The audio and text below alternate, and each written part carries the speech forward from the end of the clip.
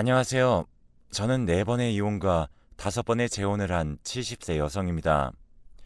제 지난 삶을 되돌아 생각해보면 정말 믿을 게 하나도 없구나 라는 생각이 드는 것 같아요.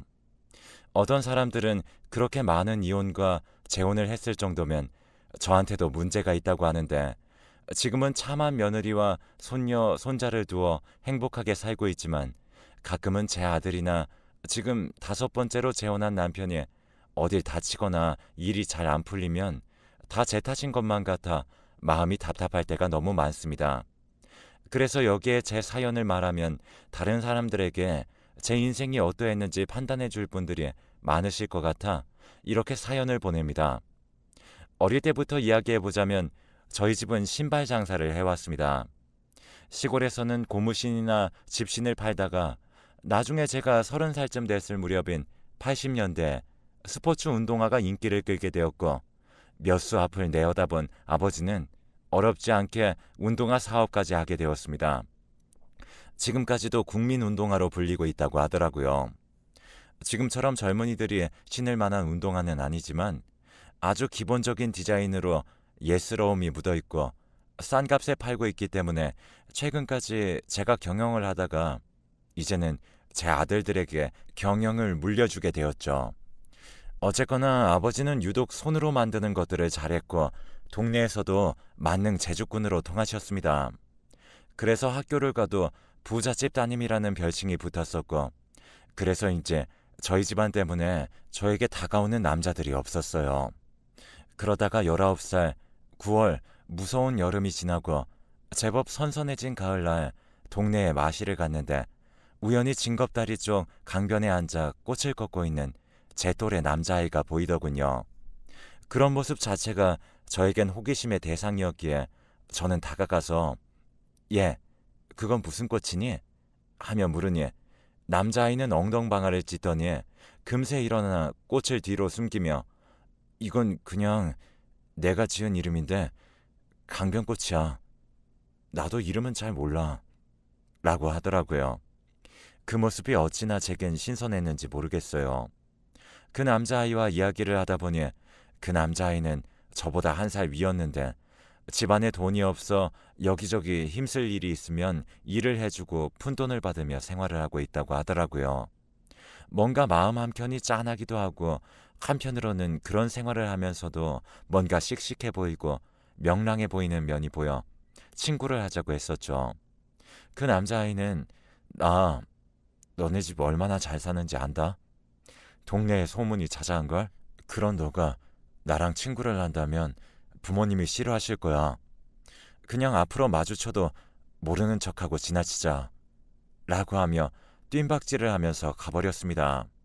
저는 집에 와서도 그 남자아이 생각으로 머릿속이 가득 찼습니다. 한 번도 그런 적이 없는데 같이 살고 싶다는 생각이 들었죠. 그래서 저는 4개월 동안 졸졸 따라다녔고 이내 그 남자아이도 제게 마음을 열었습니다. 하지만 얼마 지나지 않아 엄마와 아빠는 이 사실을 알게 되었고 남자아이를 가만두지 않겠다며 그 남자아이 집을 쫓아가 한바탕 난리를 치셨습니다. 그 남자아이는 수치스러워하며 집을 뛰쳐나갔는데 그 뒤로 볼 수 없었죠. 저는 엄마와 아빠에게 그런 게 무슨 상관이냐며 나를 찾지 말라고 하고 그 가족에게 사정을 해서 이렇게 첫 가정을 이루며 살았습니다. 너무나 적은 돈에 작은 고시원에 살았지만 저희 둘은 너무나 사랑했기에 매일매일 붙어 지내는 것만으로 행복해하며 잘 살고 있었습니다. 그러던 어느 날 엄마 아빠가 쫓아와 저희 집으로 쳐들어왔고 그렇게 저와 첫 남편은 이별을 하게 되었죠. 저는 몇 번이나 다시 도망쳐 보려고 했지만 부모님은 그런 틈을 주시지 않았습니다. 저는 제가 얼른 돈을 벌어 어엿한 성인이 되면 다시 그 남편을 찾아가리라 다짐했어요. 그렇게 저는 대학교를 진학했죠. 어느 날 도서관에서 공부를 하고 있는데 어떤 오빠가 저에게 군것질거리를 주고 가버리더군요. 뭔가 낯이 익었지만 워낙 비슷하게 생긴 사람들이 많으려니 했습니다. 그러다 이틀째 지나던 날 또 그 오빠가 다가와 저에게 간식과 함께 쪽지를 주더니 정문에서 기다리고 있겠다고 하더라고요. 그래서 저는 궁금함에 정문 앞으로 갔고 알고 보니 동네에서 같이 놀고 지냈던 병혁이라는 오빠였습니다. 오빠에게 여태까지 있었던 일들을 이야기하며 꼭 그 남편을 다시 찾아갈 생각이라고 이야기했어요. 그러던 어느 날 엄마 아빠는 안 되겠다며 대학을 그만두고 결혼해서 살라며 강제로 선을 보게 한 뒤에 두 번째 남편과 살게 되었습니다. 저는 그 사람이랑 살이 닿는 것도 싫어 밤마다 집을 뛰쳐나왔습니다. 그때마다 병혁 오빠는 어떻게 알았는지 집 앞을 지나치다가 저를 오빠 집에 묵게 해주기도 했어요. 오빠는 제가 불편한 게 싫다며 당분간 오빠 집에서 묵게 해주고 본인은 친구네 집에서 잤죠. 그렇게 병혁이 오빠에게 저는 점점 의지하게 되었습니다. 어떻게 알게 된 건지 몰라도 며칠이 지나자 시어머니가 쫓아와 구미호 같은 년이라며 더러운 것, 욕이란 욕은 다 하더니 이혼을 시켰습니다. 저는 그렇게 집으로 돌아가게 되었고 부모님은 그런 저를 한심하게 보시더니 그런 자식 하나 못 잊어서 이렇게 사는 거냐며 이제는 정말 좋은 사람으로 알아볼 테니 거기서는 마음 굳게 먹고 생활하라고 했었죠. 저는 너무 싫었지만 부모님에게 벗어날 방법이 없었습니다. 그렇게 저는 세 번째 남편과 결혼을 하게 되었는데 이게 제가 25살이 되던 해까지 일어난 일이었습니다. 세 번째 남편은 그래도 저에게 잘해주던 사람이었는데 또 알고 보니 병혁이 오빠와 아주 절친한 친구 사이더라고요. 그래서 셋이 자주 만나 술도 한잔 기울이며 어울려 놀았습니다. 아직 어색한 남편이었지만 그래도 병혁이 오빠랑 친한 사람이라고 하니 왠지 모르게 마음이 갔습니다. 그렇게 1년 정도 지내며 남편에게 조금이라도 정이 생길 무렵 남편이 집에서 거품을 물며 쓰러졌습니다. 남편은 화학회사 쪽에서 일을 했기 때문에 집에는 여러 가지 화학약품들이 있었고 꼼꼼한 남편은 그런 걸 철저하게 구분하는 편이었는데 정말 어떻게 된 건지 그걸 마시게 되어 바로 즉사를 해버리고 만 거죠. 이때쯤 되니 제가 문제인 건가 생각이 들더라고요. 세 번째 남편의 시어머니도 너가 아주 남자를 깃빨아먹는 못된 년이라며 때리고 화풀이를 하셨습니다. 그럴 때쯤이면 병혁이 오빠가 다가와 저를 위로해 주었어요. 저는 그런 병혁이 오빠에게 어쩐지 내가 기댈 수 있는 그런 사람이라는 걸 느꼈습니다. 그렇게 오빠와 저는 100년 가약을 맺게 되었는데 처음엔 저도 저 같은 거 만나지 말라고 피해 다녔습니다. 하지만 오빠의 진심을 듣고 나니 한 번은 더 믿어봐도 좋겠다는 생각이 들더라고요. 저희 부모님도 별로 자주 보지 않았던 오빠를 엄청 친근하게 대하셨고 저는 조금 의아했지만 워낙 오빠가 성격이 좋은 편이라 그런가 보다 했었던 거죠. 또 저희 부모님께 그렇게 잘하는데 흔들리지 않을 사람이 어디 있을까요? 그리고 오빠가 제 마음을 잡기 위해 한 소리였는지 몰라도 고등학교 때부터 저를 좋아했다고 했습니다. 저는 정말 몰랐는데 그러면서 오빠가 그러더군요. 수은이 너가 위험에 처할 때마다 어려움이 있을 때마다 내가 그때마다 나타나지 않았어? 나는 계속 널 지켜보고 있었어. 매일 너랑 같이 사는 꿈을 꿨어. 너가 다른 남자 곁에 있을 때면 너무나 불안하고 무서웠어. 이렇게 친하게 지내는 오빠 동생 사이도 깨질까 봐. 그냥 옆에 있기로만 다짐을 했지. 근데 네 셋째 남편의 시어머니가 널 때리며 온갖 욕을 할 때 그동안 눌러왔던 너에 대한 감정이 한 번에 터지면서 내가 이 여자를 정말 지켜줘야겠다. 나밖에 없겠다라는 생각에 적극적으로 너에게 내 감정을 표출한 거야. 라고 이야기를 하더라고요. 저는 그때 흔들렸습니다. 제 모든 과거를 알고도 이렇게 받아주는 사람이 있을까 싶었었죠. 그렇게 행복하게만 지내고 있었을 무렵 저는 장을 보러 시장에 갔다가 소스라치게 놀라며 주저앉아 버렸습니다. 바로 제 첫째 남편인 대혁이 오빠를 만났기 때문이죠. 저 때문에 시장이 소란스러워지자 대혁이 오빠가 제 쪽을 쳐다보게 되었고 오빠는 한달음에 저에게 달려왔습니다. 그렇게 저희는 막걸리 집에 들어가 그동안 있었던 일을 이야기했습니다. 제가 술에 약했기 때문에 저도 모르게 취해버렸고 잠이 들었는데 일어나 보니 밤 10시쯤이 되었었고 옆을 보니 대혁이 오빠가 잠에 들어 있었고 실수를 해버린 것을 깨달았죠. 저는 너무나 당황해서 그냥 그 자리에서 뛰쳐나가 버렸고 너무 늦게까지 돌아오지 않는 절 걱정한 병혁이 오빠는 정신이 나간 채로 온 동네를 뒤지고 다니고 있었습니다.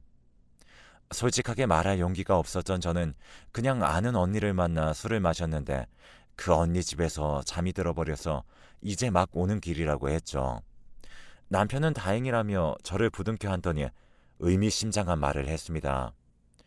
혹시나 네가 바람을 폈다면 나는 그 남자를 어떻게 할지도 몰라 라고 했고 저는 그 순간 얼어붙는 느낌이었습니다. 사이기가 느껴졌기 때문이죠. 사실 저는 어렸을 때부터 특출난 구석이 있었습니다. 귀신을 보는 능력이 있었거든요. 어린 시절 어느 날 마을에서 막 뛰어놀고 있는데 한 아저씨가 저를 보며 계속 웃고 있는 겁니다. 그러다 구슬치기 공이 그 아저씨 발에 굴러갔고 저는 아저씨에게 아저씨 그것 좀 여기로 던져주세요 했더니 아저씨는 그저 제 말을 듣고 웃기만 할 뿐 주워주질 않았습니다. 그때 같이 놀던 친구들이 얘 순이야 무섭게 왜 그러는 거야 누가 있다고 그래 라고 이야기를 했고 저는 그때부터 남들과 다르다는 것을 알게 되었죠. 그래서 그 이후로는 부모님만 알고 있지 아무도 제가 귀신을 본다는 걸 몰랐습니다. 그런데 어느 순간부턴 그 사람의 기운을 감지하게 되었습니다. 뭔가 그 사람을 보고 있으면 어떤 기운이 느껴진다고 해야 하나요? 예를 들면 대혁이 오빠를 처음 봤던 징검다리에선 유독 오빠에게 끌려던 이유는 좋은 기운이 느껴졌기 때문입니다. 대혁이 오빠가 같이 있으면 꽃밭에 굴러다니는 듯 환하고 밝은 느낌이 있었거든요. 그리고 오빠 옆에 붙어있던 귀신은 두 명이 있었는데 한 명은 아주 나이가 많아 노쇠한 할머니로 보였고 한 분은 40대 중후반으로 보이는 선비분이셔서 좋은 수호령 같다는 느낌이 들었죠. 그런데 병혁이 오빠는 뭔가 모르게 음산한 기운이 돌았어요. 분명 행동이나 말투는 친절한데 가끔 소름이 오싹오싹 돋을 정도로 뭔가 그런 싸한 느낌이 있었죠. 그리고 오빠 옆에 따라다니는 한 명의 귀신이 조금 마음에 걸렸습니다. 오빠 옆에는 셋째 남편과 조금 닮아 보이는 남자분이셨는데 늘 오빠를 째려보고 있었거든요. 보통 수호령들은 그런 표정을 잘 안 짓는데 그게 또 의아하긴 했었어요. 그리고 또 한 명의 귀신은 그냥 보통의 수호령 같았지만 뭔가 표정이 오묘했어요. 뭐랄까 질색하는 느낌? 이런 수호령들을 처음 보는 거라 저는 조금 의아하기는 했지만 워낙 오빠가 착하게 살았다 보니 안 좋은 무리들이 오빠에게 원망의 감정을 가지고 있나 싶었거든요. 병혁이 오빠는 정의로워도 너무 정의로워서 이상한 사람들에게 원한을 사는 일이 종종 있었거든요. 아무튼 그날 일은 여차저차 넘어가게 되었고 그러다 저는 임신을 하게 되었어요. 워낙 신혼이다 보니 병혁이 오빠는 별 의심을 하진 않았던 것 같아요. 그렇게 아이가 태어났죠. 그 누구도 닮지 않은 아이였어요. 대혁이 오빠의 아이가 아니었을까 하는 순간 병혁이 오빠는 자신의 고조 할아버지를 닮았다며 정말 핏줄은 무시 못한다며 너무너무 좋아했어요. 그렇게 저도 마음의 한시름을 덜고 나니 대혁이 오빠 생각이 났어요. 그렇게 조금 수소문한 끝에 대혁이 오빠를 다시 만날 수 있었죠. 대혁이 오빠의 형편은 옛날 그대로였습니다.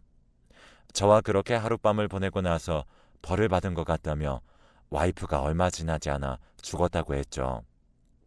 자기 탓인 것만 같아 괴로웠다고 했고 그것 때문이었는지 오빠의 수호령도 조금 기운이 많이 빠져있는 모습이었습니다. 그래도 오빠에겐 좋은 기운이 많이 남아 있었어요. 그래서 저는 오빠에게 다시 한번 힘을 내라고 했습니다. 오빠는 분명 잘된 사람이라고 했어요. 그래서 오빠는 저에게 고맙다고 인사하며 그래도 남편이 있는데 더 이상 자기를 찾아오지 않는 게 좋겠다고 했어요. 저는 그 말을 들었을 때 마음이 조금 아팠지만 그게 병혁이 오빠한테도 대혁이 오빠한테도 몹쓸 짓이란 걸 알고 있었죠. 그렇게 저는 3살 터울로 희수라는 남자아이를 임신해 둘째를 가지게 되었습니다. 그렇게 저희는 25년 동안 어떻게든 버티며 관계를 이어오다가 최근엔 결국 사건이 터졌습니다. 이 사건에 대해 설명하려면 결혼 생활에 대해 조금 설명을 해야 해요. 남편은 결혼한 지 10년째 되던 해부터는 조금 이상하다 싶을 정도로 집착을 하기 시작했습니다. 그렇게 20년이 되던 해에는 거의 아무 곳에도 못 가게 감시하던 날들이 이어졌죠. 25년째 되던 해에 아이들도 엄마에게 그만 집착하라며 남편과 싸우는 날들이 많아졌고, 그런 남편은 살기를 띠며 폭력을 휘두르기 시작했습니다. 너무 무서운 저와 아들들은 남편을 피해 도망 다녔고, 아들들과 연고도 없는 통영 쪽으로 건너와 새로운 시작을 하게 되었죠. 그런데 지금 생각해보면 또 이상한 것이, 제가 첫째 아들을 낳고 나서부터 남편에게 수호령인지 그냥 귀신인진 몰라도 남편 뒤를 계속 쫓아다니던 귀신이 있었습니다.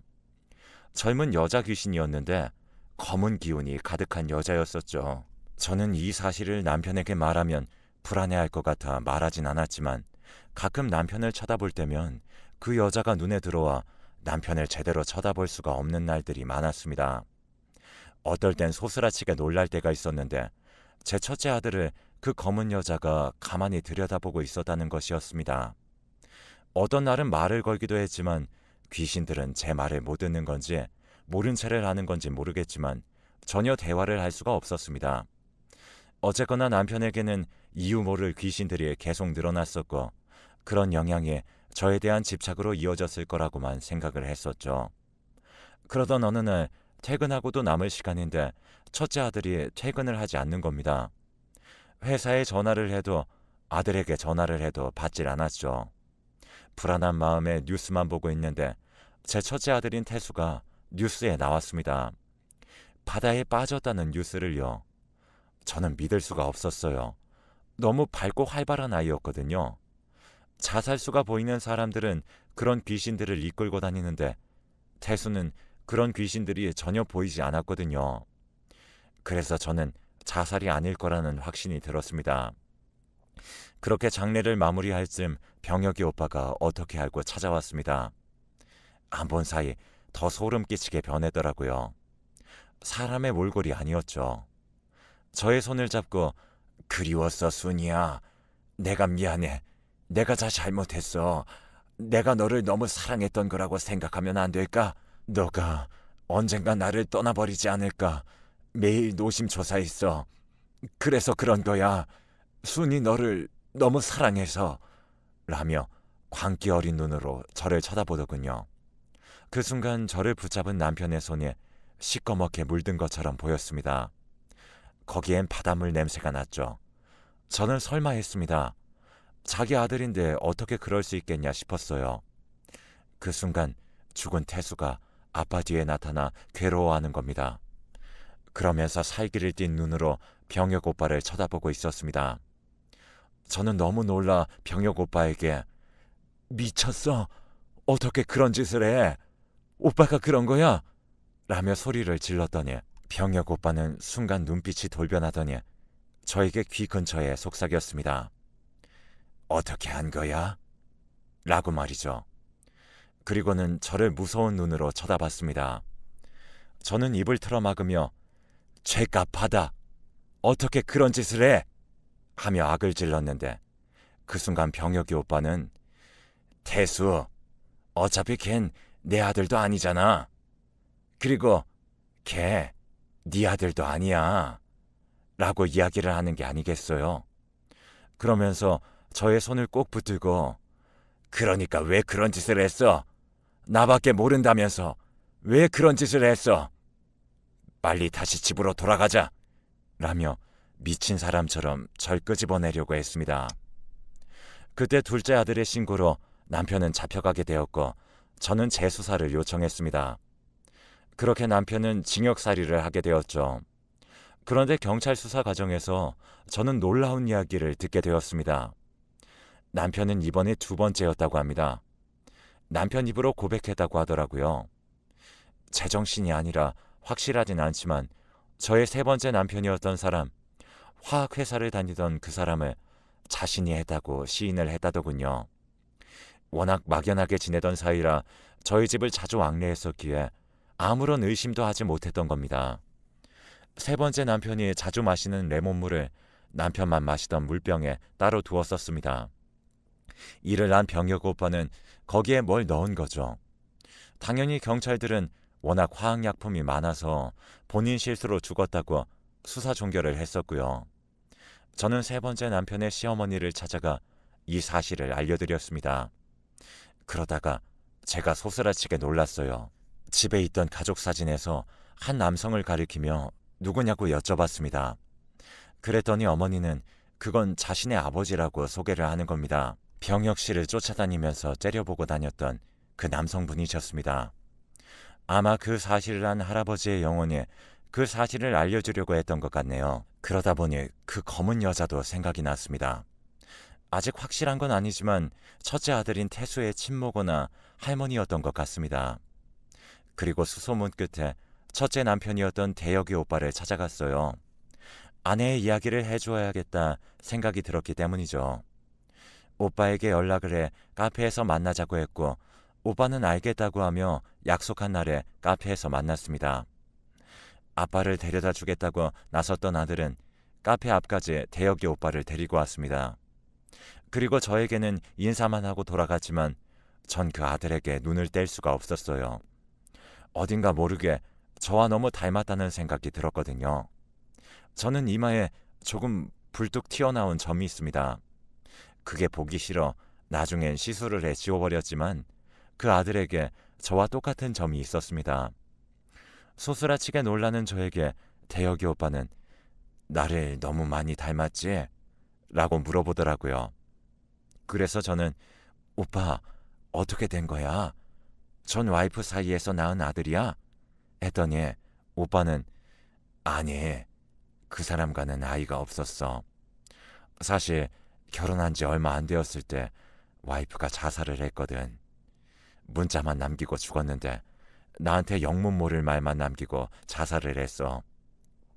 그렇게 첫사랑에 대한 사랑이 깊었냐면서 그냥 대놓고 만나지 왜 사람을 비참하게 만드냐며 뭐 그런 문자만 남기고 죽어버린 거지. 씁쓸하게 웃어 보인 오빠는 너와 내가 하룻밤을 보낸 걸 알게 됐나 봐. 그러다 보니 봉사를 하며 살아야겠다는 생각이 들었고 보육원에 봉사를 가게 되었어. 거기서 유독 어린 갓난아이가 있었는데 왠지 모르게 나를 닮았다는 생각이 들더라고. 그래서 혹시나 입양이 가능하냐 물어봤고 그렇게 내가 저 아이를 입양해서 키웠던 거야. 근데 어쩜 자라면 자랄수록 나를 닮는지 이런 인연도 있나 싶더라고 하며 아들 자랑을 내내 했습니다. 저는 오빠에게 그동안에 있었던 이야기들을 했고 오빠는 알 수 없는 표정을 지었죠.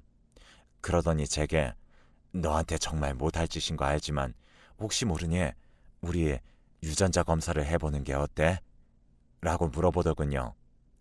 저는 그 아들을 본 순간 뭔가 내 아들 같다는 느낌이 들어 빠르게 검사를 진행했고 그 결과 아이는 대혁이 오빠와 저의 친자식이란 결과를 받게 되었어요. 저와 대혁이 오빠는 그날 부둥켜 안고 펑펑 울었습니다. 이 사실을 둘째에게도 말을 했고 차라리 잘 됐다며 엄마에게 좋은 남편이라면 자기에게도 좋은 아빠가 돼주실 것 같다고 했죠. 그렇게 둘째 아들인 희수와 우리 부부의 친아들인 수혁이와 새 가정을 이루게 되었습니다. 아들들의 성화에 못 이겨 58세라는 나이에 결혼식이라는 것을 하게 되었어요. 나중에 알고 보니 대혁이 오빠와의 신혼생활을 들킨 것도 병혁이 오빠가 저희 친정 부모님께 일러 바친 것이었고 둘째 남편과 헤어진 것도 병혁이 오빠가 자신의 집에 자고 있는 모습을 찍어 시어머니께 보내주었기 때문이었죠. 정말 한 남자의 잘못된 사랑으로 인해 제 소중한 인연을 너무 돌고 돌아 만나게 된 것 같습니다. 저는 그렇게 아빠가 물려주신 운동화 회사를 물려받게 되었고 7년 정도 경영을 하다가 지금은 두 아들에게 공동대표를 맡겼습니다. 저희는 평화로운 노후 생활을 즐기고 있답니다. 남편이 여러 바뀌는 걸 보셨던 아버지는 너에게도 기술이 있어야겠다며 저에게 늘 기술을 가르치셨거든요. 그래서 아버지가 돌아가시고 나서도 사업을 물려받아 이렇게 대대로 물려줄 수 있게 된 것 같습니다. 여러분에게도 삶은 끝까지 가봐야 한다는 걸 말하고 싶었습니다. 그리고 노파심이겠지만 항상 사람을 조심했으면 좋겠네요. 제가 처음엔 여기에 제 삶에 대한 평가를 받고 싶었기도 했고 걱정들도 많았었는데 오히려 사연을 쓰기 위해 몇 번이나 제 삶을 되돌려보니 인생은 끝자락이 중요한 게 아닌가 싶네요. 그동안 마음고생했던 거 지금 다 누리고 있으니 이것만큼 감사한 인생도 없을 것 같네요. 여러분들도 늘 감사하며 행복한 인생 사시길 응원하겠습니다.